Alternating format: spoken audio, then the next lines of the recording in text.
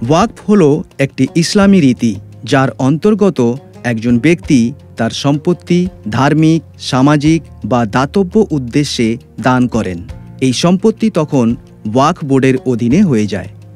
এই সম্পত্তি বা এর থেকে প্রাপ্ত আয় শুধুমাত্র জনকল্যাণমূলক কাজে ব্যবহার করা যেতে পারে।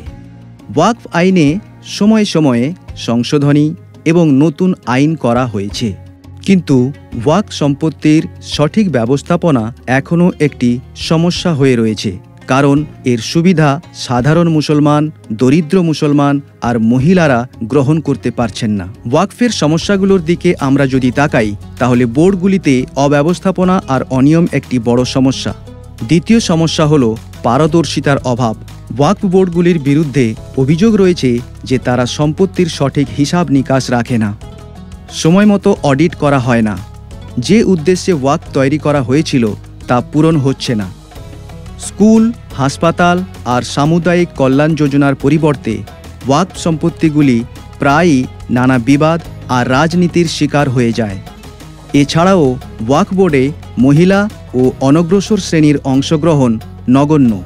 রেকর্ডের অসম্পূর্ণতা, অর্থাৎ ওয়াকফ সম্পত্তির জরিপ এবং মালিকানা সম্পর্কিত নথিপত্র অসম্পূর্ণ।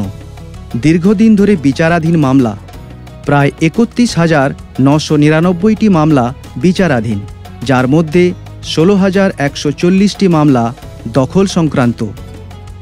স্বেচ্ছাচারী ক্ষমতা। ওয়াকফ বোর্ডের সম্পত্তির মালিকানা দাবি করার বিশেষাধিকার রয়েছে, যা অনেক বিবাদের জন্ম দেয়। অর্থনৈতিক সংকট।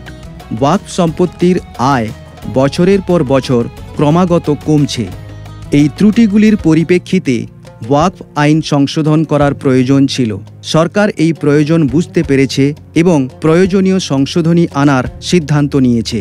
এর জন্যে একটি যৌথ সংসদীয় কমিটি জেপিসি গঠন করা হয়েছিল, যা ওয়াকফের বর্তমান অবস্থা অধ্যয়ন করে, সারা দেশে ৩৬টি সভা করে, স্টেক হোল্ডারদের সাথে ব্যাপক আলোচনা করে এবং অনেক ত্রুটি তুলে ধরে। সরকার দ্বারা প্রস্তাবিত সংশোধনীগুলি হল: কেবলমাত্র সেই ব্যক্তিরা ওয়াকফ করতে পারবেন যারা কমপক্ষে ৫ বছর ধরে ইসলাম অনুসরণ করছেন। ওয়াকফ বাই ইউজার সরানো হয়েছে। এখন আইনি নথিপত্র ছাড়া ওয়াকফ সম্পত্তি দাবি করা যাবে না। মহিলাদের অধিকার নিশ্চিত করা। মহিলাদের প্রাপ্য অধিকার প্রদানের পরই যে কোনো সম্পত্তি ওয়াকফকে দেয়া যেতে পারে। ডিজিটাইজেশন বাধ্যতামূলক। ওয়াকফ সম্পত্তির তথ্য ৬ মাসের মধ্যে অনলাইন পোর্টালে আপলোড করতে হবে। সরকারি সম্পত্তির সুরক্ষা।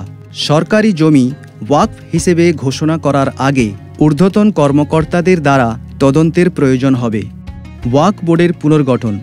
মহিলাদের, পিছিয়ে পড়া মুসলিম সম্প্রদায়, বোহরা এবং আগাখানি সম্প্রদায়ের প্রতিনিধিত্ব বৃদ্ধি পেয়েছে। অনুচ্ছেদ ৪০ অপসারণ করা হয়েছে। এখন ওয়াকফ বোর্ডগুলি ইচ্ছাকৃতভাবে কোনো সম্পত্তিকে ওয়াকফ হিসেবে ঘোষণা করতে পারবে না। সীমিত সময়ের মধ্যে আপিলের অধিকার। এখন ওয়াকফ ট্রাইব্যুনালের সিদ্ধান্তের বিরুদ্ধে ৯০ দিনের মধ্যে হাইকোর্টে আপিল করা যাবে। নতুন শাস্তির বিধান। আর্থিক অনিয়মকারী মুতাওয়াল্লি অর্থাৎ ওয়াকফ সম্পত্তির ব্যবস্থাপকদের ১ লক্ষ টাকা পর্যন্ত জরিমানা এবং ৬ মাস পর্যন্ত কারাদণ্ডের বিধান রয়েছে। নতুন সংশোধনীগুলি সাধারণ মুসলমানদের স্বার্থে, কারণ ওয়াকফ সংশোধনী বিল ২০২৪-এর লক্ষ্য পারদর্শিতা, ডিজিটালাইজেশন এবং বিচারিক সংস্কারের মাধ্যমে ওয়াকফ সম্পত্তির যথাযথ ব্যবহার নিশ্চিত করা। এই আইনটি বিশেষ করে মহিলাদের জন্য একটি বড় পদক্ষেপ, যা তাদের অধিকার প্রদান করবে এবং তাদের সামাজিক আর্থিক অবস্থার উন্নতি করবে। ভারত সরকারের সংখ্যালঘু বিষয়ক মন্ত্রণালয়। ভাগীদারি থেকে ভাগ্যোদয়।